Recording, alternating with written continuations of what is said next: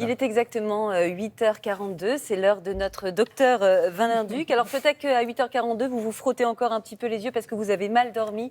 Eh bien, docteur, vous êtes là pour répondre aux questions des téléspectateurs grâce au hashtag On vous répond et au QR code également. Alors les questions, il y en a eu beaucoup parce que les gens dorment très mal. Hein. On commence avec une question de Francis de Bayonne qui nous dit « J'aime bien faire la sieste dans la journée, je me demande juste si c'est à cause de ça que je dors mal la nuit. » En fait, tout va dépendre de la durée de la sieste. Effectivement, c'est bien de faire une sieste, mais on est plutôt sur une durée optimale entre 10 et 20 minutes, pas trop longtemps, parce que, effectivement, si, je ne sais pas la durée de sa sieste, mais si il y en a qui font des siestes d'1 heure, 1h15, 1h30, effectivement, ça peut perturber le cycle du sommeil, surtout si c'est très rapproché.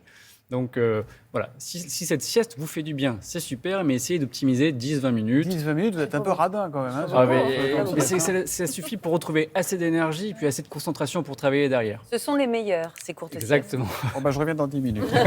C'est quoi une bonne nuit de sommeil? C'est la question que vous pose Antoinette Dumont. Y a-t-il une durée idéale? Alors, on n'est pas égaux là-dessus. C'est-à-dire qu'on entend souvent parler des 7-8 heures de sommeil par nuit. Mais en fait, il faut savoir que la nuit de sommeil idéale, c'est celle qui vous permet d'être efficace et de ne pas être endormi le lendemain. Moi, 6h, 6h30, ça me suffit. Il y en a qui ont besoin de 7h, 8h. Donc voilà, encore une fois, n'allez pas culpabiliser si vous vous réveillez un peu avant et que vous êtes en forme le lendemain. Voilà, chacun sa propre nuit de sommeil. Il faut juste être au taquet quand vous vous réveillez. La dame, elle a l'air au taquet, hein, elle a bien dormi. Elle est contente. Oui, elle a ses 8 heures de sommeil, c'est clair. Alors, une autre question qui nous vient de Tanguy, qui habite Avignon. On entend souvent dire que la température de la chambre est importante pour bien dormir. À combien faut-il régler le chauffage la nuit ? Effectivement, on parle de température idéale dans la chambre, on dit 18-19 degrés. Il faut savoir que quand on s'endort, déjà pour faciliter l'endormissement, le corps va refroidir un petit peu de 0,5 voire 1 degré. Mais c'est pour assurer un meilleur sommeil.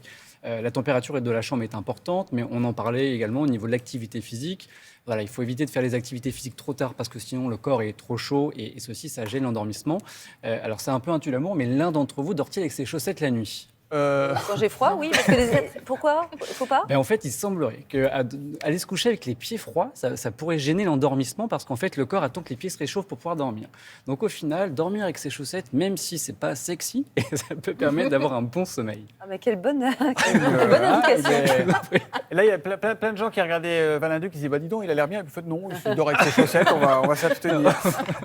Question suivante, c'est Rémi d'Argelès-sur-Mer qui vous la pose. Je passe des nuits à regarder le plafond et j'ai pas envie de prendre de somnifères, que faire ? Déjà, il faut consulter. Si vraiment ça persiste et que c'est régulier, on consulte. On élimine une cause. Peut-être que c'est un problème de santé qui vous empêche et qui vous crée un trouble du sommeil, comme un reflux. Est-ce que c'est pas finalement aussi tout simplement une maladie du sommeil ? Par exemple, l'apnée du sommeil, on en parlait. Si vous faites des pauses la nuit, si vous arrêtez de respirer, en fait, votre cerveau le détecte et vous fait reprendre la respiration. Donc ça, c'est un peu inconscient. Vous en rendez pas bien compte. Il faut aller vérifier, il faut demander à son médecin.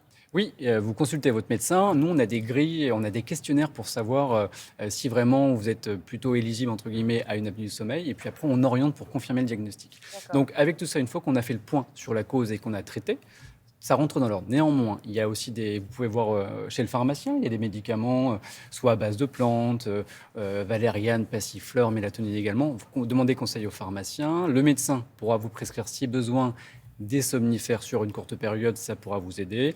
Et puis, si là, ça semble être une insomnie, on peut s'aider, ça marche super bien, les thérapies cognitivo-comportementales, pour essayer de rééduquer un petit peu le sommeil.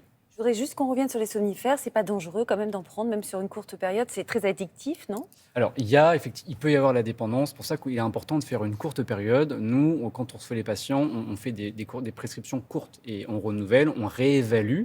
Comme tout médicament... Pas d'automédication avec les somnifères. Non, surtout pas. N'allez pas mélanger les médicaments, ni la consommation d'alcool non plus. Et dans tous les cas, vous demandez conseil à votre pharmacien ou à votre médecin pour vraiment avoir la meilleure posologie et savoir si c'est adapté à ce que vous avez aussi. Je repensais au monsieur qui regarde son plafond et qui ne dort pas. Est-ce qu'on ne dort pas simplement parce qu'on ne dort pas? Est-ce qu'il n'y a pas le petit vélo qui se met dans la tête à un moment, on dit je dors pas, je dors pas, je dors pas, et il y a un blocage Je pense que ça joue. Et moi, j'avais entendu quelqu'un qui disait, parce que souvent on dit là, je dors pas, je dors pas, je dors pas, et effectivement, ça empêche de dormir. J'avais entendu un confrère qui disait, en fait, il faut prendre le problème à l'inverse.